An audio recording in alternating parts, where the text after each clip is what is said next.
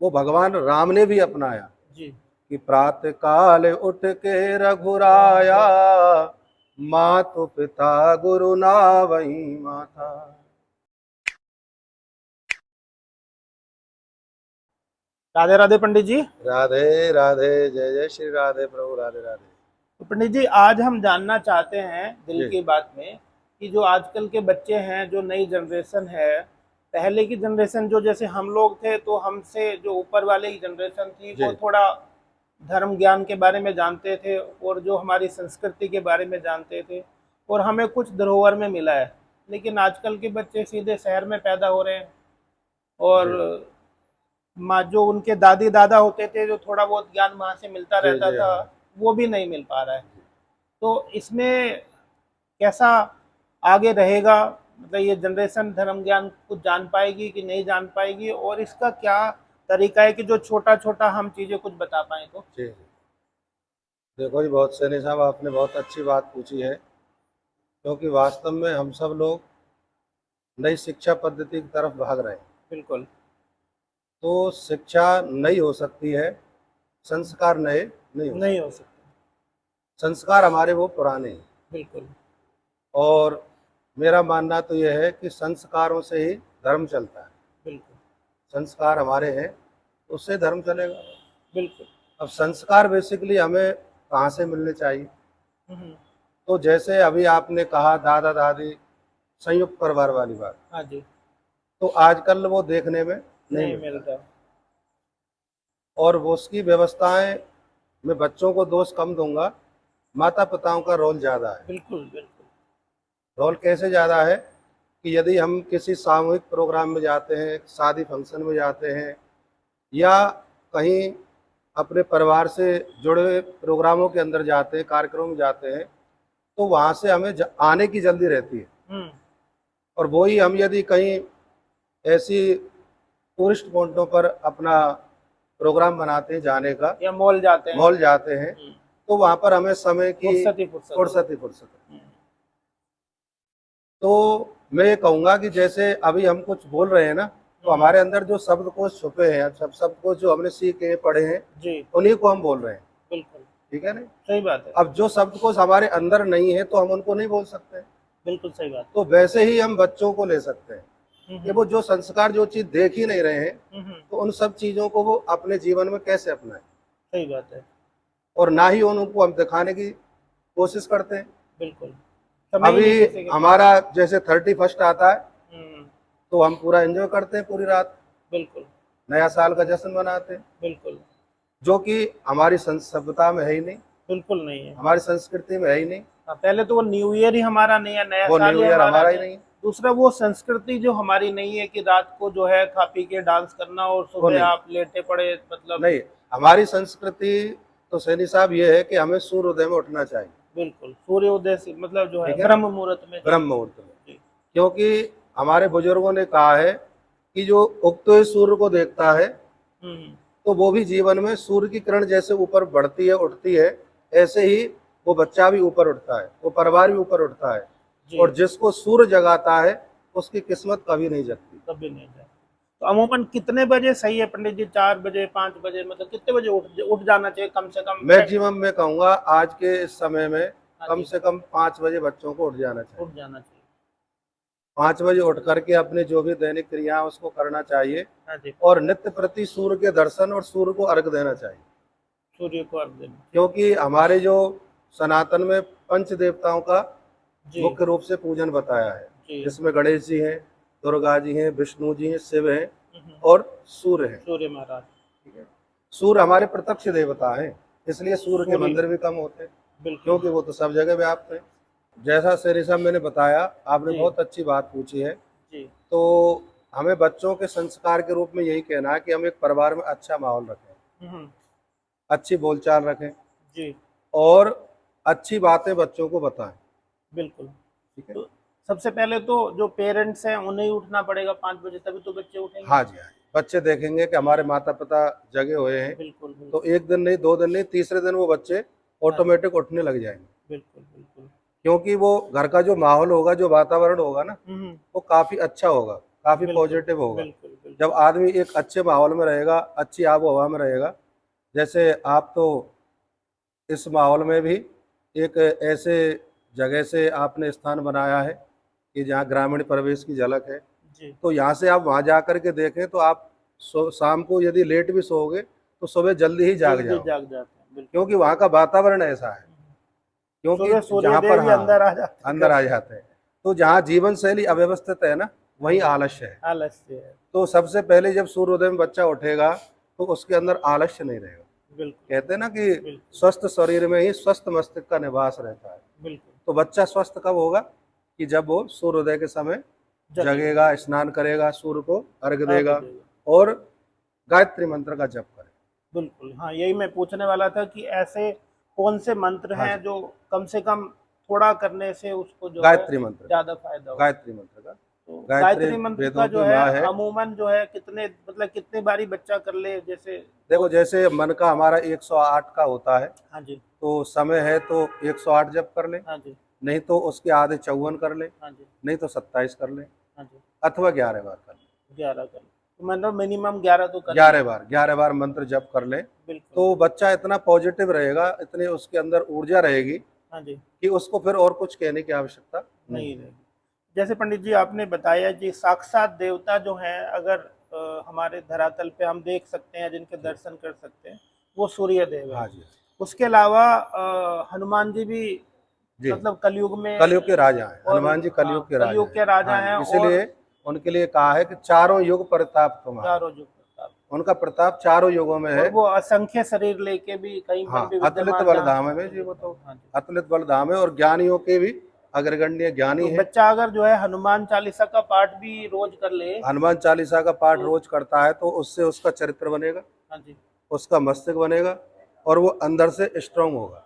हाँ जी, हनुमान जी की आराधना करने से बल, बुद्धि और विद्या, बल बुद्धि विद्या। ये इसकी वृद्धि होती है यदि हनुमान जी की आराधना करते हैं। हाँ जी, और मैं कहता हूँ कि हर बच्चे को, हर सनातनी को, माता पिता को चाहिए हाँ कि जी, शनिवार मंगलवार बच्चों को मंदिर में लेके जाएं। बिल्कुल ये जरूरी है। ये जरूरी है, क्योंकि जब धर्मो रक्षत ही रक्षत है। बिल्कुल धर्म की रक्षा करने से हमारी रक्षा होती है। और आज की आवाज तो ये है कि दूसरे के धर्म में जीने से अच्छा है अपने धर्म में मर जाना। मर जाना। तो बिल्कुल सही। एक निष्ठ ईश्वरवादी हर व्यक्ति को होना चाहिए, ईश्वर में विश्वास रखना चाहिए बिल्कुल, कि ईश्वर सर्वोपरि है और वो सर्वशक्तिमान है। बिल्कुल, बिल्कुल, ऐसे बच्चों में हमें संस्कार देने चाहिए और बच्चों की जो जीवन शैली है, माता पिता को वो ईश्वर से जोड़ के रखनी चाहिए।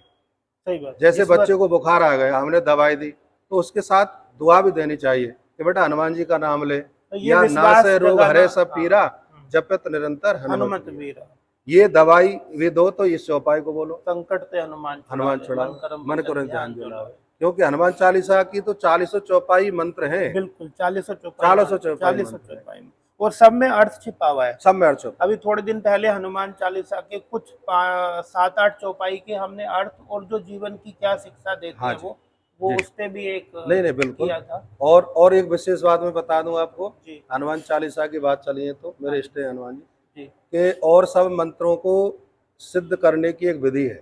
हाँ जी, हर मंत्र की एक विधि होती है विधि होती कि है। शुक्ल पक्ष में करना, स्थिति करना, ये वस्त्र पहनने, ये हाँ, खाना नहीं है, ये पीना नहीं है। लेकिन हनुमान चालीसा को सिद्ध करने की कोई विधि नहीं है। जब जहाँ क्या लट विधि है उसकी?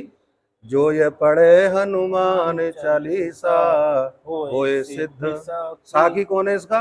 भगवान साक्षात भगवान गौरी शंकर है। गौरी तो पढ़ने से ही सिद्ध हो जाता है। सिद्ध हो बोलो जाता है। शंकर भगवान भगवान की। की जय।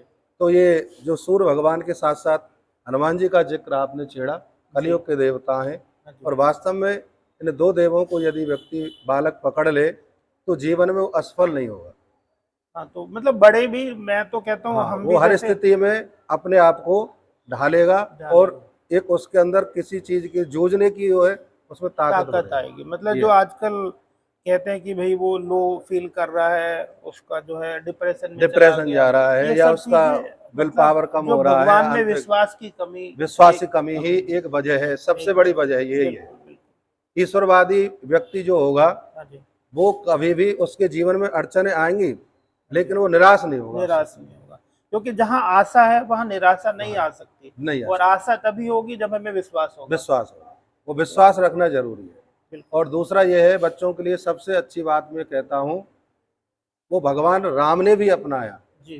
कि प्रातः काल उठ के रघुराया, मातु पिता गुरु नावहीं माता। सबसे पहले प्रभु श्री राम जी उठ करके माता को प्रणाम माता करते थे, पिता को प्रणाम, क्योंकि माँ ही बच्चे का सबसे बड़ा गुरु है। गुरु है, सही बात है। तो क्योंकि जो हम मंत्र रोज बोलते हैं ना, त्वमेव माता, मैं मैं माता भगवान पिता, को भी सबसे पहले माँ के रूप में माता बताया। पिता ही माना। तो बच्चे का सबसे बड़ा जो गुरु है वो माँ है। बिल्कुल। इसलिए माँ को तो बहुत ही बच्चे को हर तरीका से ध्यान रखना चाहिए। हाँ जी।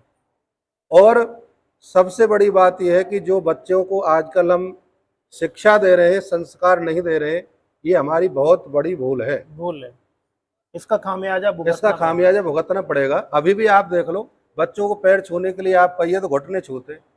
सही भाई बात। शिक्षा तो वो है जो हमें झुकना सिखाए, बिल्कुल, जो झुका है फल उसी पे ही लगे। उसी पे लगा। तो आज की शिक्षा हमें झुकना नहीं सिखा रही है। ये हमारी संस्कृति के लिए, ये हमारे धर्म के लिए बहुत बड़ा खामियाजा होने वाला है आगे चलकर। बच्चे अभी इस बात को समझ नहीं रहे। बच्चों को हम यदि किसी पार्टी में जाएं तो ये तो बड़े चाव से कहते हैं, बेटा 3 पीस पहन के जाना, अच्छा टी शर्ट पहन के जाना।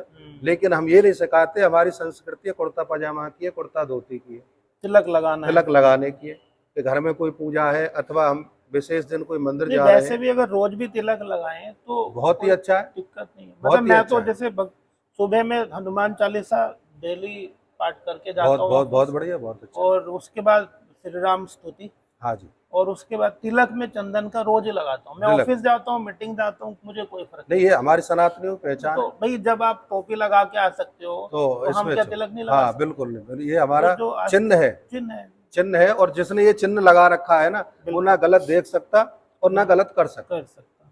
ये चिन्ह का इतना महत्व है। बिल्कुल बिल्कुल। और चिन्ह यहाँ मस्तक पर लगाते ही हमारा केंद्र है यहाँ पर, हाँ बिल्कुल, ये यहाँ केंद्र मस्तिष्क है। का केंद्र ये है, हाँ, ये सब यहीं से चलता है। तो यहाँ से ही इसलिए संतुलित यहाँ रहता हमें है। डेली तिलक लगाना चाहिए। इसका बहुत वैज्ञानिक रहस्य भी है। वैज्ञानिक रहस्य।